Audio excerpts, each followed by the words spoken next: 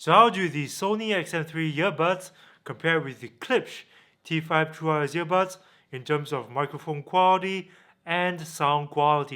Hey, how's it going, bros? My name is Aaron. Welcome back to Bro Talk, a weekly episode where I respond to some of your questions and comments. So, after the video that I put up about the Sony XM3's noise cancelling performance, I've received a ton of questions over the past week, and a lot of them has to do with how do these earbuds compare with the Klipsch T5 True Wireless earbuds in terms of microphone quality and sound quality.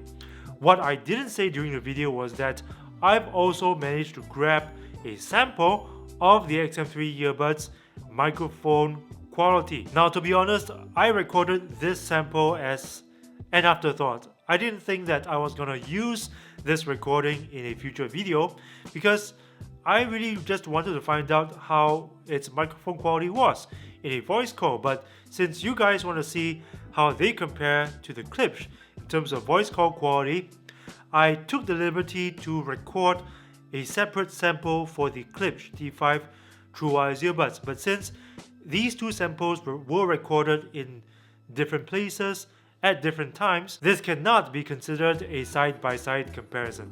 But a side-by-side comparison is coming soon because I will be getting my hands on a pair of XM3 earbuds. That's gonna happen very soon, so stay tuned by subscribing and checking back for new videos, okay? So guys, these are the samples that I've recorded. Enjoy.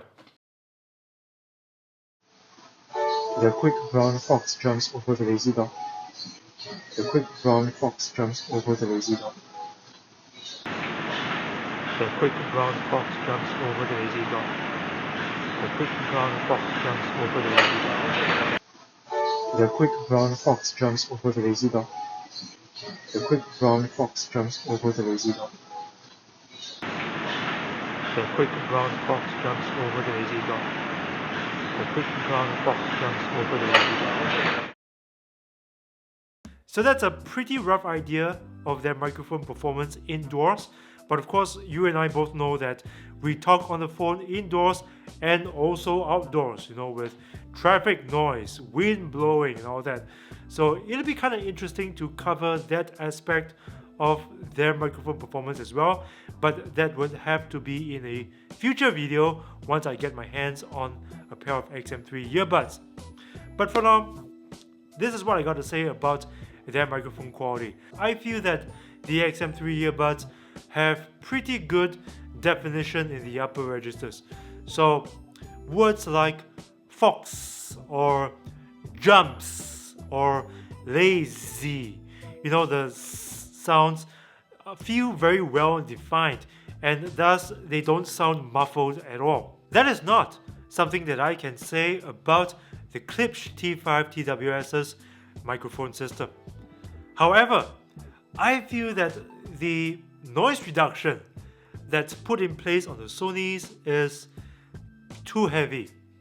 Yes, on the one hand, you get much less background noise when you're having a voice call, so the other person can hear you a lot better over the noise, right? But on the other hand, your voice can also sound like it's underwater, and that can kind of make your voice sound a lot less natural to whoever's on the line with you. The Klipsch T5, on the other hand, yes, it has pretty decent voice call quality in quiet places, but in noisy places, oh, I wish that it had a lot more noise reduction, because background noise can easily overwhelm your voice when you're having a voice call, such that whoever's on the line with you won't be able to hear your voice that much, but a lot of background noise. And that's kinda undesirable for voice calls. Okay, so what about sound quality? Now, since I've only spent like less than 15 minutes with the XM3 earbuds, what I can give you at this point is a first impressions view. And in my view, I feel that the Klipsch T5 True Wireless earbuds have a warmer, heavier and more laid-back sound signature compared to the Sonys. As a result, you will get better bass extension, more body and gravitas in your music. So if you're someone who loves bass like I do, you're gonna enjoy the Klipsch a little bit more than the Sonys. The Sonys, on the other hand, sound a little more hi-fi, more high fidelity. High fidelity in the mid-range, higher fidelity in the upper registers. So it sounds more pristine, and if you're someone who listens to a lot of acoustic music, acoustic guitar, vocals music, your music is gonna sound more pristine, more crystal clear, and a little bit more high fidelity than the Klipsch T5 True earbuds. That is not to say that it doesn't have bass. It has bass.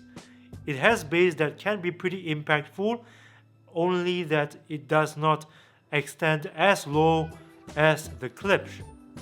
So I hope to give you a more in-depth comparison as soon as I get my hands on a pair of XM3 earbuds. That's gonna be very, very soon. Okay, so now let's take a look at some other questions and comments I've received over the week. This question is from 20,000 subscriber man with little videos. Wow, bro, if you upload a few videos and you get 20,000 subs, you the man, bro. I'm still fighting for my life trying to get 10,000 subs. Commenting on my video about the Sony WF-1000XM3, he asks, are these earbuds better than the Bose SoundSport? Well, it depends on better at what, right? Better at sports? Then no. The Bose SoundSport 3 earbuds are better at sports than the Sony WF-1000XM3 because those are water resistant, they've got great stability fins, super comfortable to wear, great for sports.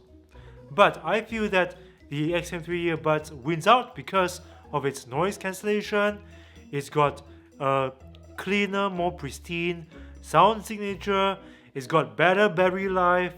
So in those respects, yes, the Sonys will win out over the Bose. Next comment is from Omaeda Bleach, commenting my video about the JBL Free X versus JBL Free earbuds. I got the feeling that if I talk to this guy personally, then my face would be wet from this guy's saliva. How do I respond to that?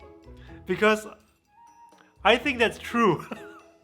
I think that if I stand very close to you and I talk to you for a very long time, your face will be kind of wet.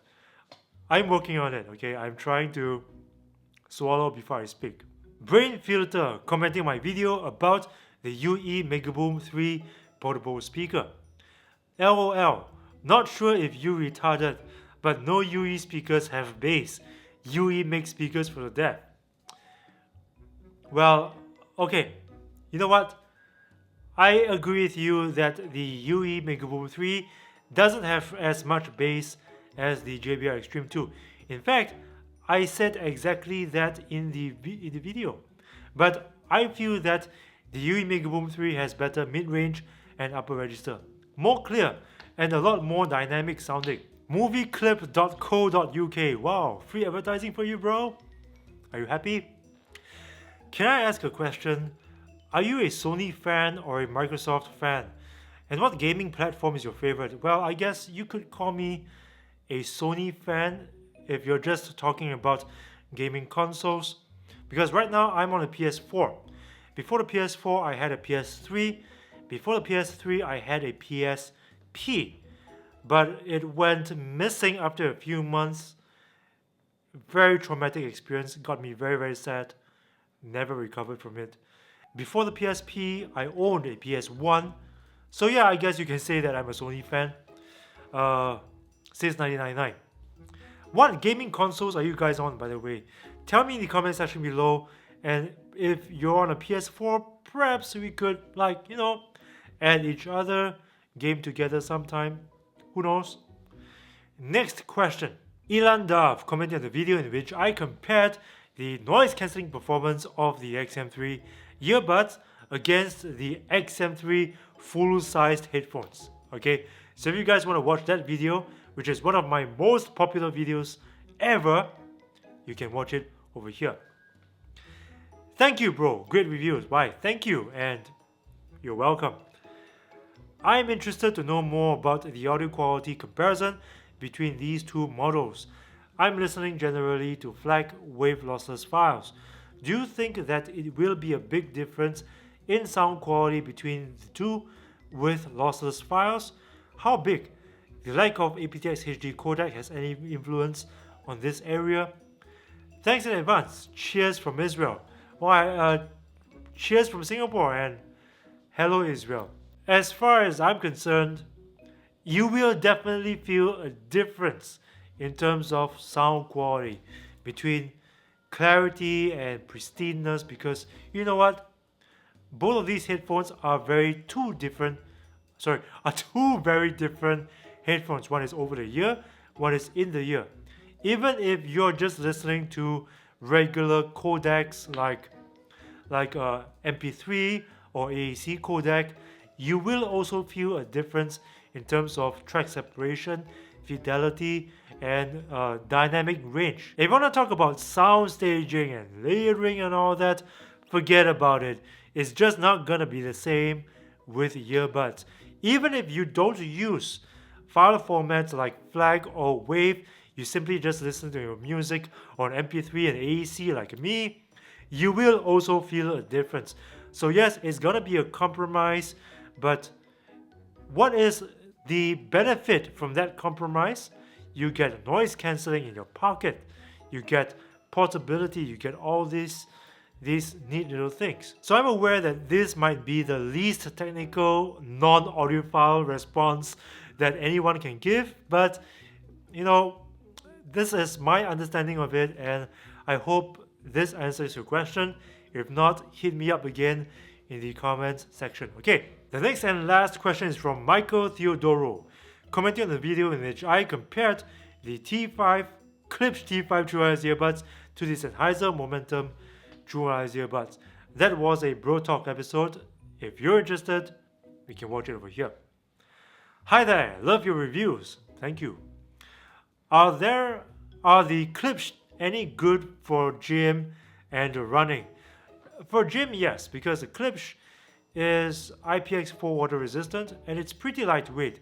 So for light workouts, weightlifting, leg raises, why not?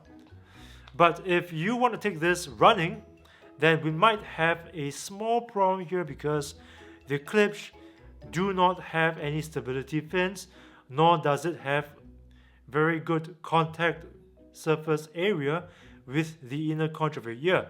So its stability is virtually, I wouldn't say non-existent, but close to non-existent. So for activities like running and high intensity sports, I will recommend something with much more stability, like something with a great set of stability fins, like the Bose SoundSport 3. Bose SoundSport 3 is one of the most stable and most comfortable true wireless earbuds for sports. Of course, that's just one example, right?